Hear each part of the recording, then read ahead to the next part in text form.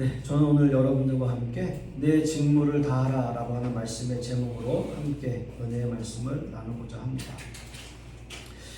바울 사도는 신약 성경 안에 있는 참 여러 가지의 그 성경들을 썼고요. 그것을 편지로 남겼죠.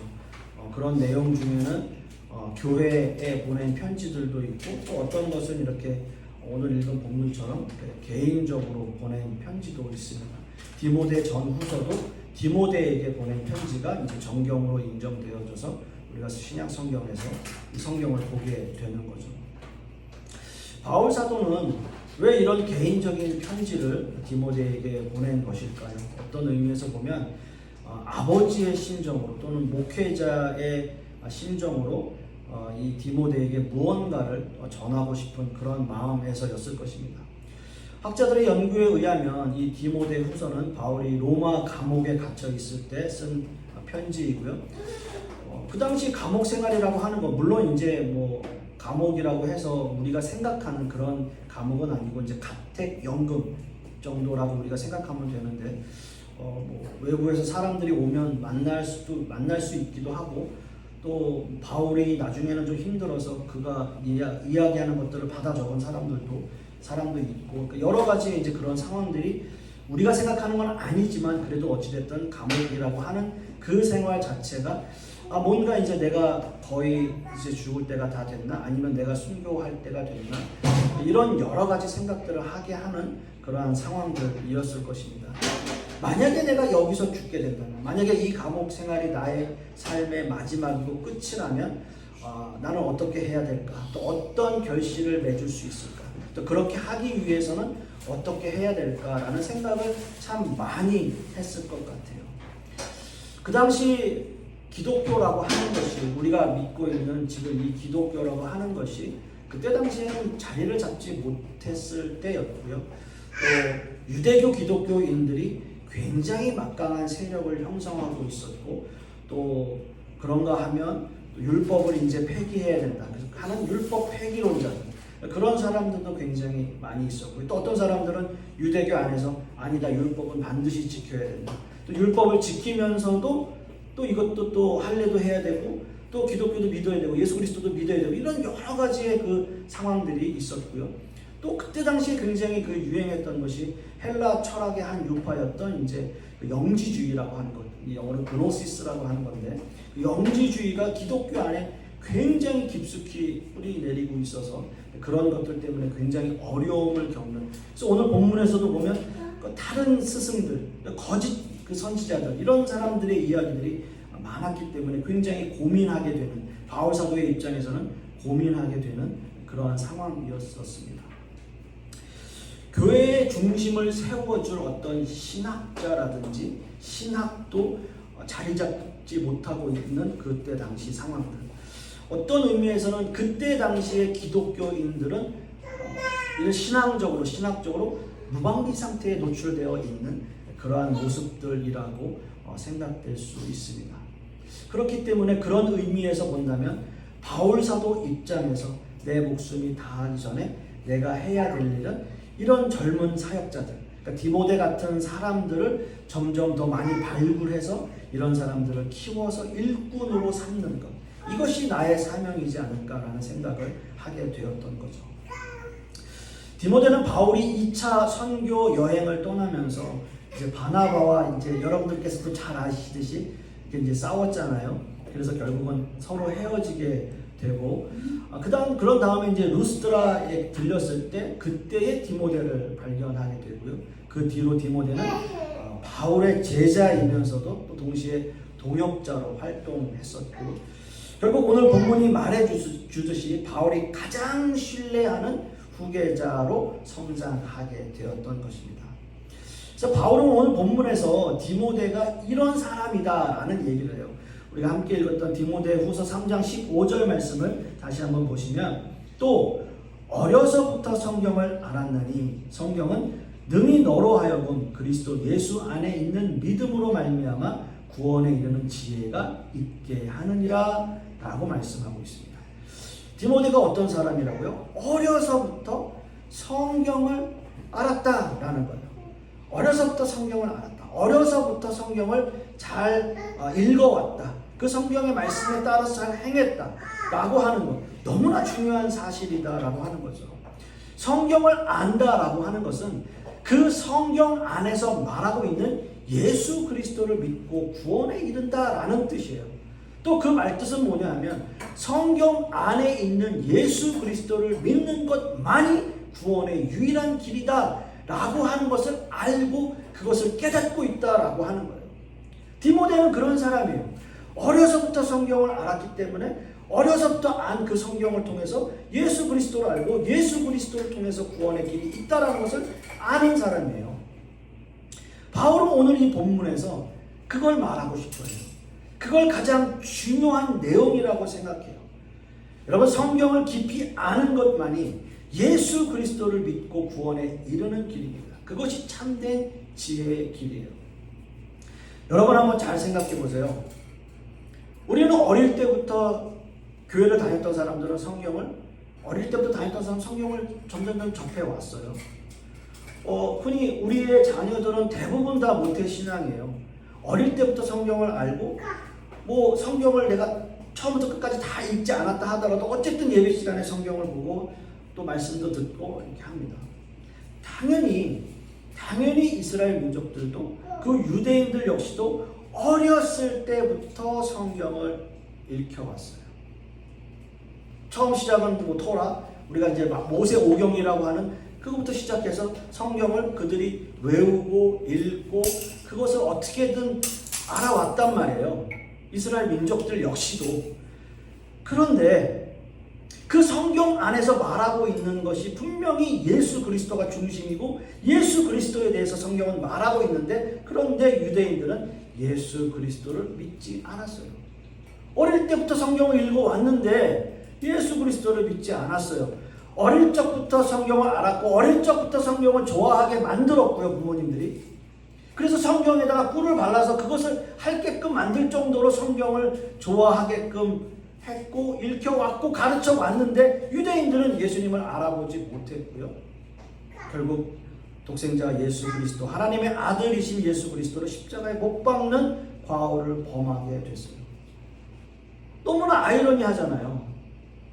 어려서부터 성경을 알았던 사람들이 왜 예수 그리스도를 못 알아보고 메시아를 못 알아보고 예수 그리스도를 십자가에 못 박았냐라는 거죠.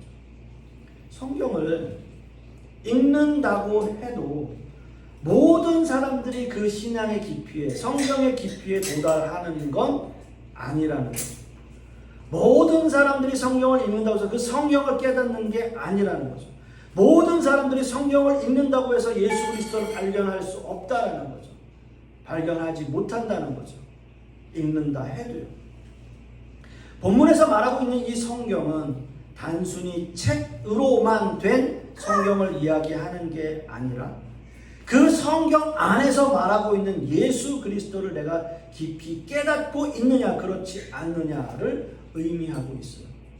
바울 사도가 이야기하는 게 그거예요. 디모데에게 네가 어렸을 때부터 성경을 알았나니 라고 하는 그 말은 네가 어릴 때부터 읽어왔던 그 성경으로 말미암아 너는 예수 그리스도를 깨달았나니 라는 의미예요. 우리는 그것을 알아야 돼요. 그 의미를 알아야 돼요. 우리가 읽고 있는 이 성경 어느 것과도 비교할 수 없는 풍성한 하나님의 말씀이 이 안에 있어요. 성경 66권 안에 있어요. 이 안에는 예수 그리스도에 대해서 이야기하고 있어요. 처음부터 끝까지. 이 모든 성경은 다 그렇게 이야기하고 있는데 이것을 깨닫는 사람도 있고 깨닫지 못하는 사람도 있다는 거예요.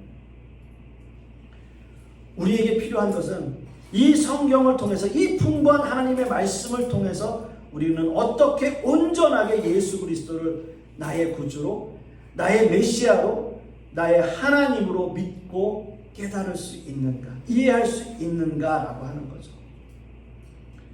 바울은 지금 디모데에게 하나님의 말씀과 복음의 가르침을 굳게 지키라고 명령하고 있습니다. 그가 깨달은 하나님의 말씀을, 그가 깨달은 예수 그리스도의 구원을 그 깨달은 대로 교회의 복음을 가르치라라고 합니다. 그것밖에는 교회를 살릴 수 있는 길이 없다라는 거죠. 그것밖에 없다라는 거죠. 그것 말고는 우리의 신앙을 유지할 수 있는 길이 단 하나도 없어요. 교회 안에서 저처럼 이렇게 말씀을 선포하는 목회자가 하나님의 말씀을 가르치고 하나님의 말씀을 전파하는 것 외에, 예수 그리스도를 전하는 것 외에, 그 복음 외에 뭘 가르치겠어요? 무슨 이야기를 하겠어요? 이게 가장 중요한 얘기고 이게 가장 중요한 핵심인데, 어릴 때부터 평생 내가 성경을 읽어왔는데 그래도 예수 그리스도가 누구신지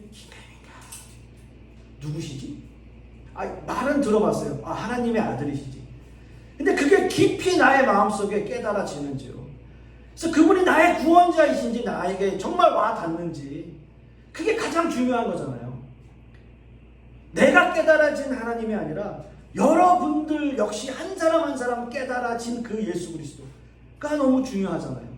어릴 때부터 여러분들이 성경을 읽어왔겠지만 그 안에 있는 예수 그리스도를 내가 깨닫고 있는지, 그 복음을 잃어버리지 않는 최선의 길, 유일한 길은 복음을 선포하는 말씀을 듣고 깨닫는 거죠. 바울 사도가 디모데에게 말하는 거예요. 그래서 그렇게 이야기하는 거예요. 이렇게 말합니다. 너는 말씀을 전파하라. 때를 어떤지 못 어떤지 항상 힘쓰라. 범사에 오래 참음과 가르침으로 경책하며 경계하며 권하라 라고 말씀하고 있어요. 말씀을 전파하는 것, 당연히 설교하는 겁니다. 디모데에게 말하는 거예요. 때를 어떤지 못 어떤지 말씀 선포하라는 거예요. 설교할 만한 상황이 되든지 안 되든지 너 상관하지 말고 신자들에게 말씀을 선포하라는 거죠. 바울이 설교를 언급하는 이유는 앞으로 사람들이 이런 가르침에 대해서, 하나님의 말씀에 대해서, 복음에 대해서 듣기 싫어할 때가 올 것이기 때문이라는 것을 생각하고 있었어요. 어떤 의미에서는 예지하고 있었어요. 사람들이 하나님의 말씀을 듣기 싫어할 거다. 이때 당시도 그랬어요. 자기들 귀에만 들리는, 자기 귀만 만족시키는, 그래서 여기서 얘기하는 그 거짓 교사들, 거짓 가르침들, 그런 것들에 자꾸 끌리는 거예요. 그래서 진리의 말씀에 귀를 기울이지 않는 거예요.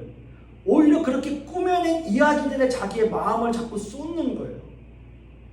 그런 현상이 그때도 일어난 거예요. 지금도 일어나잖아요. 일어나고 있고요. 앞으로도 아마 많이 일어날 거예요. 그런 거예요. 바울은 사람들의 마음을 정확하게 파악하고 있었어요. 그래서 예나 지금이나 사람들은 자기의 귀를 만족시키는 것에 마음을 둔다라는 거죠. 단지 이런 것들이 종교적인 것뿐만이 아니라 지금의 사회도 그렇죠. 사람들은요, 너무 이상한 게요. 저도 그럴 수도 있습니다만, 자기가 듣고 싶은 말만 들어요. 자기가 생각한 것만 옳다고 생각하는 사람들이 있고요.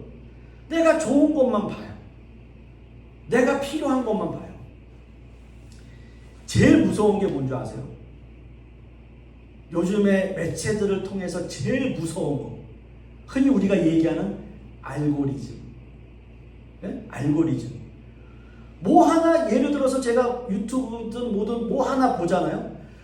그거랑 연관된 게 계속 떠올라요. 내가 원하지 않아도.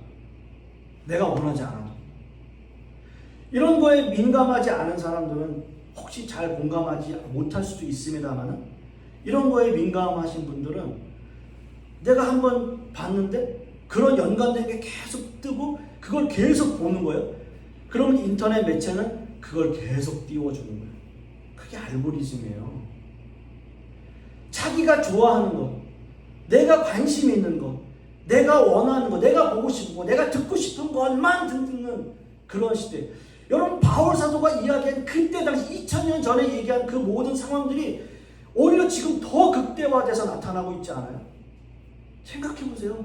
사람들은 그때는 가까이 있는 거짓 선교사들이나 거짓 선지자들이나 거짓 교사들이 가르치는 거에 귀를 기울였다면, 지금은 모든 매체를 통해서 나의 눈과 귀를 맡겨버리고 거기에 가려져 버리는, 더 심해지겠죠, 이제 이런 현상들이요. 여러분 그런 것들은 바울 사도가 이야기한 것처럼 꾸며낸 이야기들이겠죠. 나의 귀를 즐겁게 하는 일들. 그래서 바울 사도는 디모데에게 이렇게 또 말합니다. 그러나 너는 모든 일에 신중하여 고난을 받으며 전도자의 일을 하며 내 직무를 다하라 라고 말씀하고 있어요. 이게 마지막 당부예요. 이 명령은 교회 지도자인 디모데가 감당해야 될 특별한 사명을 이야기하고 있습니다. 이것은 어떤 의미에서는 성직자에 대한 이야기라고 할 수도 있지만 꼭 그렇지만은 않아요. 모든 성도님들에게 그 마음에 새겨야 할 덕목이라고 할 수 있어요. 복음을 지키고 복음을 전하고 복음을 듣고 복음을 가르치는 것. 누구에게나. 여러분 부모의 입장이라면 자녀들에게, 또 남편과 아내에게, 누구에게든지 그 모든 복음들을 함께 할 수 있는 그러한 상황, 그러한 환경을 만들어 가는 거예요. 그게 우리의 직무를 다하는 거예요. 그게 우리의 직무를 다하는 거예요. 여러분, 복음과 반대되는 일이 뭔지 아세요? 복음과 반대되는 일은 자기의 귀를 만족시키는 이야기를 따라다니는 거예요. 복음과 반대되는 것은 자기의 귀만을 만족하는 이야기들을 따라다니는 거예요. 여러분 그것이 예수 그리스도를 통해서만 가능한 하나님의 구원이 있다는 것을 우리가 반드시 알고 그 말씀대로 살아야 할 것입니다. 진리의 귀를 기울이면 세상을 살아가는 게 그렇게 쉽지는 않겠죠. 우리가 말씀대로 살아가려고 하는 것이 얼마나 우리에게 힘들고 어려운가를 여러분 우리는 너무나 잘 알잖아요. 그래서 바울은 디모데에게 이렇게 얘기해요. 정신을 차리고 라는 말을 덧붙여요. 복음을 정신을 차리고 전하라는 거예요. 당연히 디모데가 고난도 당하겠죠. 그러나 거기에 굴하지 않고 하나님의 말씀을 수호하라는 거죠. 저는 간절히 소망하기는 오늘의 이 말씀이 우리가 함께 읽었던 디모데후서 4장 5절 말씀 다시 한번 보시면 그러나 너는 모든 일에 신중하여 고난을 받으며 전도자의 일을 하며 내 직무를 다하라 라고 하신 이 말씀, 과연 우리에게 맡겨준, 하나님께서 우리에게 맡겨준 그 직무가 무엇인지, 하나님의 말씀을 듣고 깨닫고 또 그 말씀대로 살아가려고 하는 것이 무엇인지 그 직무를 다할 수 있는 저와 여러분들 되실 수 있기를 간절히 소망하겠습니다. 기도하겠습니다. 아버지 하나님, 오늘 바울 사도가 디모데에게 한 그 말이 우리에게 얼마나 큰 울림으로 다가오는지요. 우리는 우리의 귀에 듣기 좋은, 또 우리가 보기 좋은 그런 것들만 찾아서 듣고 또 보고 또 그 생각대로 우리가 행하는 그런 모습들이 참 많이 있습니다. 그러나 중요한 것은 우리가 예수 그리스도를 알고 깨닫고 또 하나님의 복음이 무엇인지를 알고 깨닫는 것이 얼마나 우리에게 소중하고 중요한 것인지를 다시 한번 생각하고 그 말씀대로 순종하며 살아가는 우리 모든 성도님들 되게 하여 주시옵소서. 이 모든 말씀 우리 주 예수 그리스도의 이름으로 기도하옵고, 이제는 우리 주 예수 그리스도의 은혜와 아버지 하나님의 극진하신 사랑과 성령님의 내주교통하심, 오늘 말씀을 통해서 디모데에게 한 그 말씀, 내 직무를 다하라는 그 말씀을 우리 마음밭에 온전히 새겨 그 말씀대로 순종하기를 소망하는 우리 하나님의 백성들 머리 위에, 그 자녀들 위에, 그 사업과 직장 위에, 그리고 풍요로운 교회 위에 이제부터 영원토록 함께 있을지어다. 아멘.